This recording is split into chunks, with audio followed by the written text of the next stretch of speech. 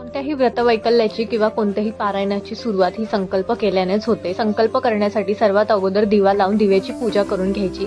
त्याच्यानंतर डाव्या हाताने उजव्या हातावरती 3 वेळा पाणी घेऊन 3 वेळा पाणी प्यायचं। पहिल्यांदा ओम केशवाय नमः, दुसऱ्यांदा ओम नारायणाय नमः आणि तिसऱ्यांदा ओम माधवाय नमः म्हणायचं। त्यानंतर हात स्वच्छ पुसून घ्यायचा। डाव्या हाताने परत पाणी घ्यायचं उजव्या हातावर, ओम गोविंदाय नमः म्हणायचं आणि ताम्हण्यात पाणी सोडायचं। त्याच्यानंतर डाव्या हाताने पुन्हा उजव्या हातावर पाणी घ्यायचं, हळदी कुंकू अक्षता फूल व्हायचं।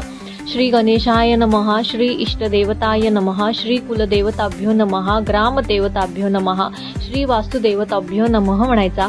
आपल्या नावाचा उच्चार, कुळ, गोत्र सांगावे। तुम्ही कोणते व्रत करत आहात सांगून कोणत्या इच्छेसाठी करत आहात हे म्हणायचं आहे। आणि हे जे पाणी आहे ते ताम्हणात सोडायचं। हे जे ताम्हणात सोडलेलं पाणी आहे ते तुम्ही झाडांना घालू शकता। अशा पद्धतीने संकल्प करायचा आहे।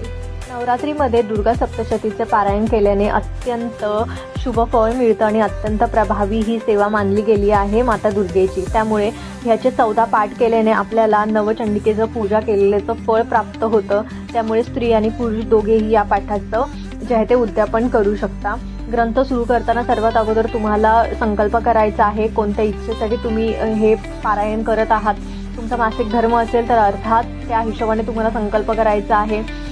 एका दिवसामध्ये तुम्हाला 3 स्तोत्र, मंत्र, त्याच्यानंतर हे 13 अध्याय पूर्ण वाचायचे आहेत, ज्याला 2.5 ते 3 तास लागू शकतात। जर तुमच्याकडे एवढा वेळ नसेल तर तुम्ही 9 दिवसांमध्ये हे पूर्ण पारायण करू शकता। सुरुवातीला 3 स्तोत्र म्हणायचे आहे, त्याच्यानंतर पहिल्या दिवशी स्तोत्र म्हणून झाल्यानंतर 1 अध्याय वाचायचा आहे। रोज तुम्हाला ग्रंथ सुरू करायच्या अगोदर हे जे 3 स्तोत्र आहेत ते म्हणायचे आहे। त्याच्यानंतर दुसऱ्या दिवशी 2रा, 3रा, 4था, तिसऱ्या दिवशी 5वा, 6वा, 4थ्याला 7वा, 5व्याला 8वा, 6व्याला 9वा, 10वा, 7व्याला 11वा, 8व्याला 12 आणि 9व्याला 13 असं म्हणायचं आहे।